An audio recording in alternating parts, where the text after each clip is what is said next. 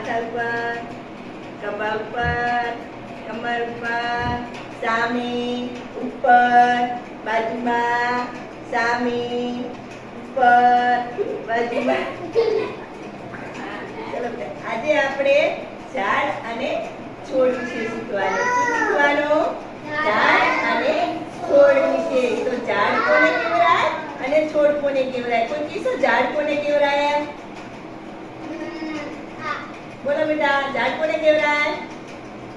એટલે નામ આપવાનું તમારે. લીમડો છે, આંબો છે, વડ છે, એને શું કહેવાય?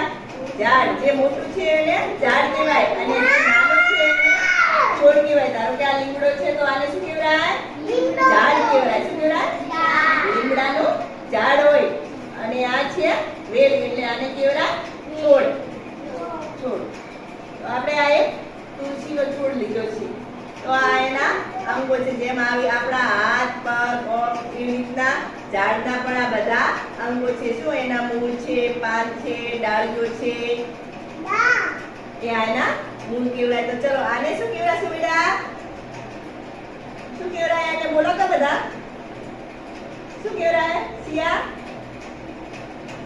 આને મૂળ કહેવાય. એના જે જમીનની અંદર હોય એના મૂળ કહેવાય. શું કહેવાય? મૂળ. અને આ એની ડાળીઓ કહેવાય. ડાળીઓ કહેવાય બધી. અને આ શું કહેવાય? પાન. શું કહેવાય? આ એના પાન કહેવાય.